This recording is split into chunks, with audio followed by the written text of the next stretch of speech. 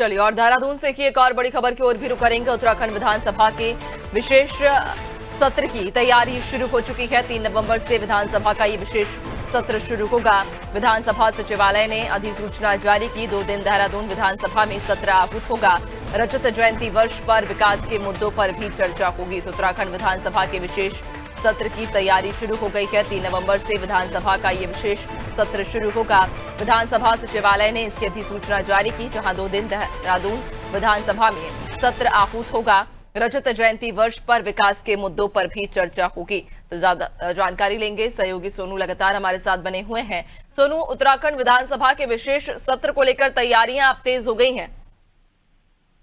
देखिए नैन्सी, 3 नवंबर से उत्तराखंड विधानसभा का विशेष सत्र आहूत होने जा रहा है और ये जो सत्र आहूत हो रहा है ये कई मायनों में काफी महत्वपूर्ण माना जा रहा है, क्योंकि जो विधानसभा सचिवालय है उसने इसकी अधिसूचना जारी कर दी है और तिथि जो है वो भी जारी हो गई है। तो ऐसे में जब ये सत्र आहूत होगा तो राज्य स्थापना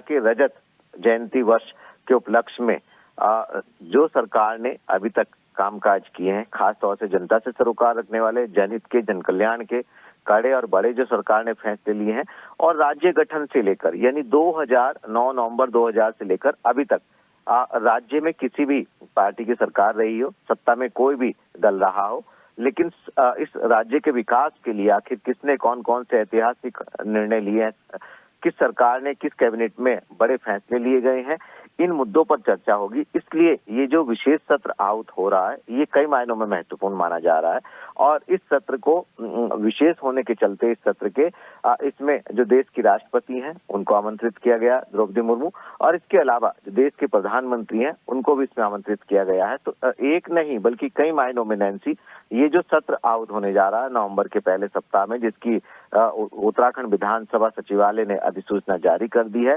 इसमें हालांकि प्रश्नकाल वगैरह नहीं होंगे। जो विधानसभा सचिवालय के कर्मचारी उनसे हमारी जब बात हुई उनका ये कहना था कि जैसे सामान्य तौर पर जो सत्र आहूत होते हैं उसमें इसमें थोड़ा सा बदलाव होगा, क्योंकि विशेष सत्र आहूत हो रहा है। तो ऐसे में विकास से संबंधित मुद्दों पर ज्यादा फोकस होगा, उसी पर चर्चा होगी और कैसे आने वाले समय में इस राज्य के विकास के दायरे को और बढ़ाया जा सकता है, यानी आने वाले समय में चुनौती सरकारों के सामने क्या हो सकती हैं और किस तरह से उत्तराखंड का चहुमुखी विकास हो सकता है, इस पर चर्चा होगी। और कहीं ना कहीं पक्ष विपक्ष के जो विधानसभा के सदस्य हैं वो आपस में चर्चा कर ये निर्णय लेंगे कि किस तरह से कितनी रफ्तार से आगे बढ़ना होगा ताकि इस पूरे के पूरे उत्तराखंड राज्य का चहुमुखी विकास का सपना जो है वो साकार हो सके। नैन्सी, बिल्कुल, यानी कि कहीं ना कहीं ये विशेष सत्र कई मायनों में महत्वपूर्ण होने जा रहा है, क्योंकि इस सत्र में जहां प्रश्नकाल नहीं होगा, विपक्ष एक दूसरे पर उंगली नहीं उठाएंगे, बल्कि